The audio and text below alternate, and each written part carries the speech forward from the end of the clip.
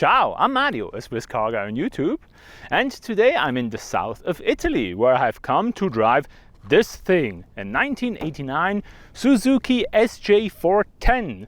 And I've been wanting to drive this car and to make a video about it for quite a long time.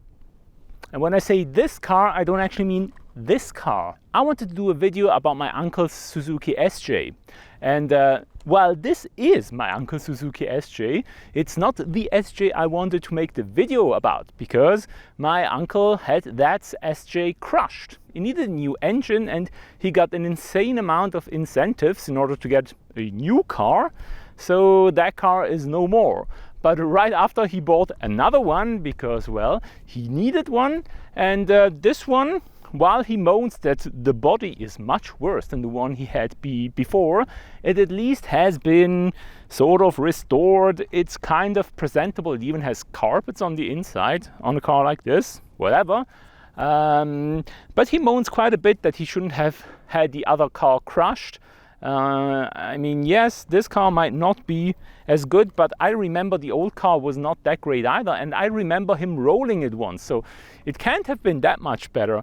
And this one, yes, rust is showing in some places, but I think down here in Italy it's not such a big deal. The engine is strong. This car being an SJ410, it has a, well, I think it's supposed to be 1 liter because the 10 stands for 1.0, but I think the engine in this car is actually more of a 900cc engine.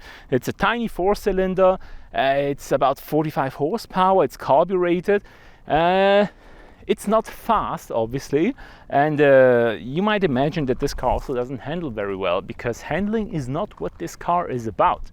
But this car is what I reckon to be the greatest off-roader you can buy if you live in a place like here in Italy or in Europe, where, you know, you don't have like vast deserts or big plains and not really long distances. Here you mostly have narrow roads, and something tiny like this I reckon is quite good.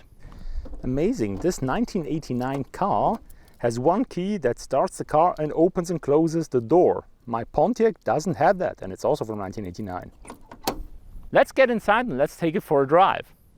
This car has a 900cc engine, a 4-cylinder. We made it to a 4-speed manual gearbox. And now you might think, well, 900cc, 45 horsepower, that's not really a lot, but it isn't. But for off-roading or, you know, country lanes or whatever you want to call it, you don't need it, because this car has a reduction. So you can basically put it into low gear, and then even with 45 horsepower, you can basically climb any incline. My God. Oh, I just stalled it. Going uphill? Okay, weird.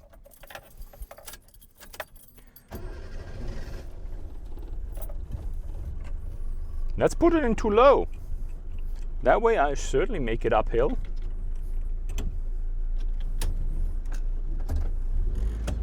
Now in low gear, more than enough torque to go anywhere.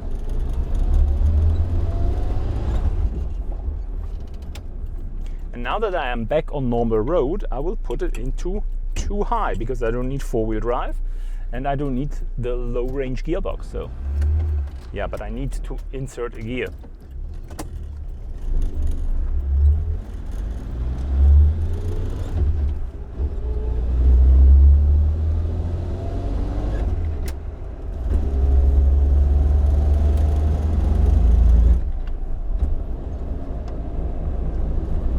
This car has some very knobby off-road tires, and they are not very good on the road. I mean, in general, I don't think this is a handling car, but I mean, I'm still going in a straight line. I mean, yeah.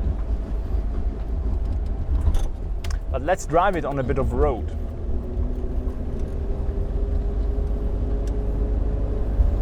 I'm actually flooring it in 3rd gear right now.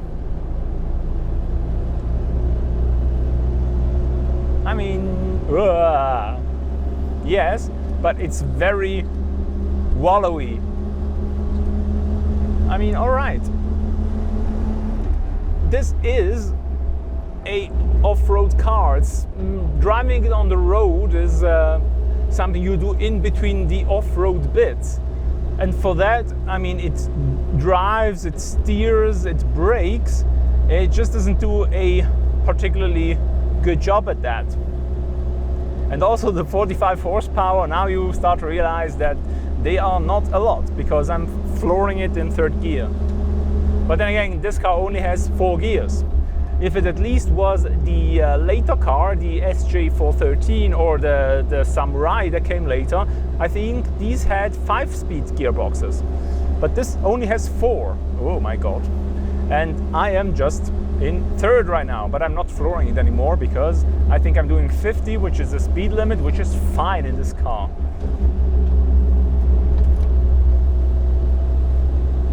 But obviously this is a very mechanical car. There is hardly electric anything. The gearbox obviously is a manual. The low range gearbox is manually actuated. This thing even has a parking differential, which isn't the real differential. It's just something that was added to some European markets, I believe Germany. It's basically a differential that you would use when you park the car, when you put the handbrake on, because the handbrake on this car, it actuates the differential, or basically the rear axle, and not the individual wheels. And there apparently was some legislation that said, well, each wheel has to be braked by the brake, and if you don't brake the wheels individually, but you brake the axle and it has an open differential, then one wheel could still spin. I am obviously not an engineer, but that's why in some markets they added like this differential that you activate when the car is parked, because that way the differential would lock and both wheels would turn the same or would be braked the same by the handbrake, which is a very weird way of doing things, but I guess it did the job. But in this car it doesn't work anyway. I don't even think it's present. Oh look, I can go into fourth. Fourth! Oh, no, I can't go into fourth. Oh, yeah, okay, fourth. Let's turn on the lights. Wow, the brakes are not that good. My god. Oh look, I'm going there. Let's take this road. It's not really off-road, but it still looks like an interesting road to take.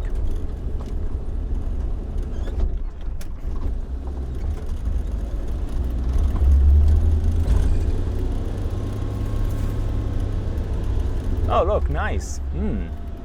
Death.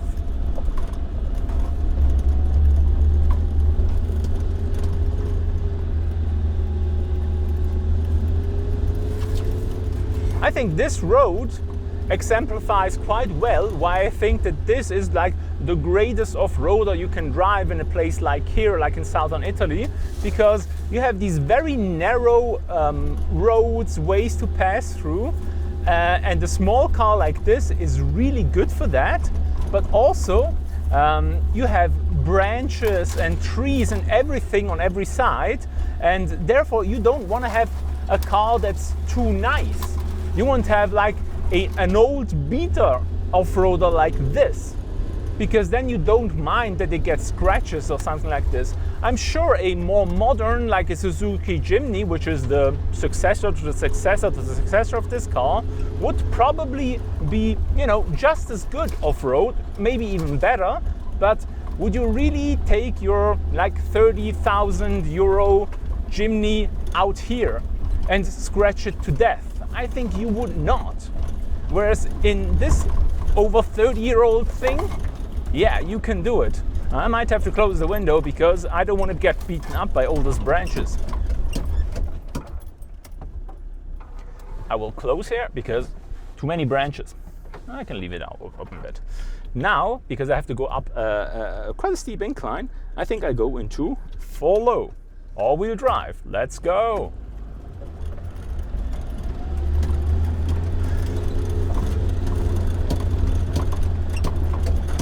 The seat belt is banging in the back.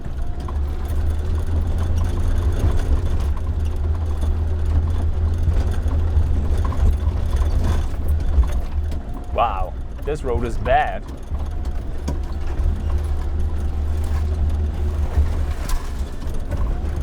Ooh, wow, wow, wow, wow. This is evil. Evil, evil road. Oh my God.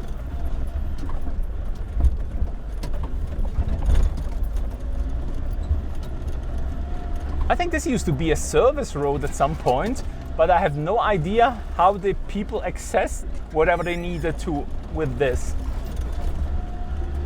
Oh my God.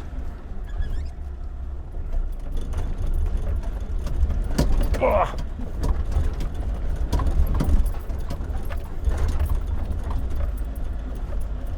Would you do this in a new Suzuki Jimny? I don't think so.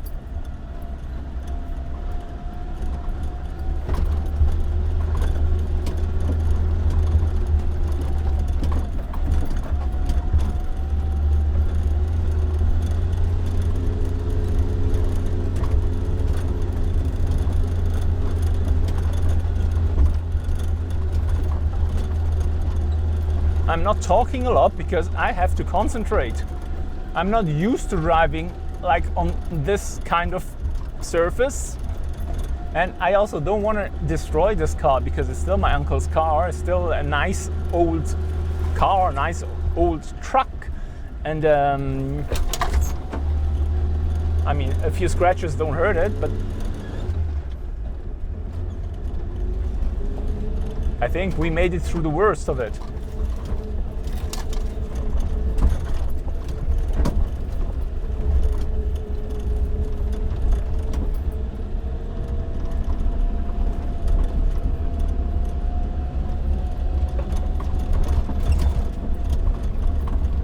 Oh look, there's a fence. Weird.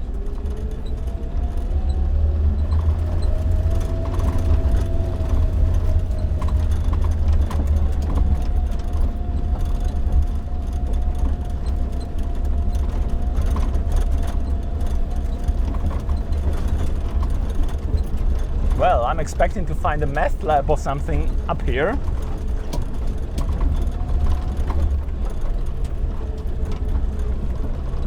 Whew. I think I made it to a good place.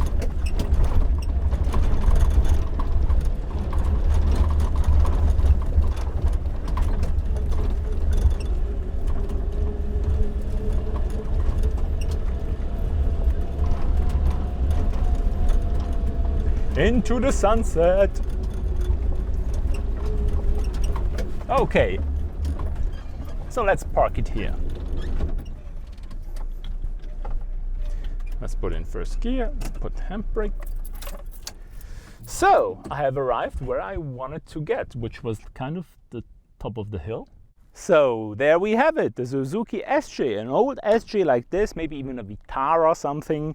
That's old, that's rugged, that's simple, that has the necessary off-road stuff, will get you to places like this. Somewhere a modern SUV or even a fancy 4x4, even if you had a new Land Cruiser, which is gigantic and very, very posh, you wouldn't take it up here because first, maybe it wouldn't even make it because it's too narrow, and on the other hand, you would destroy the paint, whereas this one has had paint a few times in its life and it's serviceable. It does the job and it's not meant to be fancy, it's meant to work. So that's all I have to say about this SJ, my uncle's SJ, my uncle's second SJ. And as I found out recently, apparently he has another one hidden somewhere. I don't even know if his wife knows.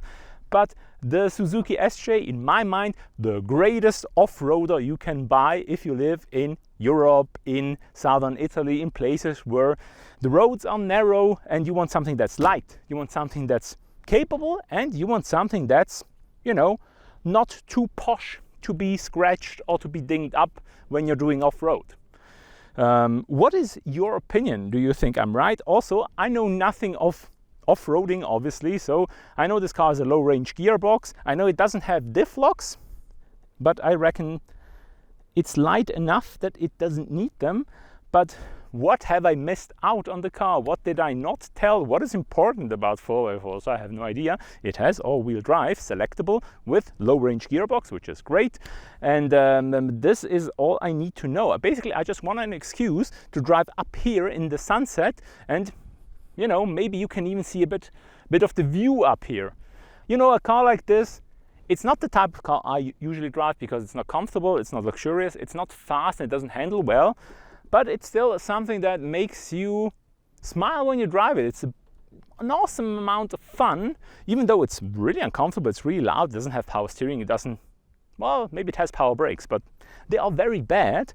But it allows you to drive to places like this, to drive where you would never drive a nice car.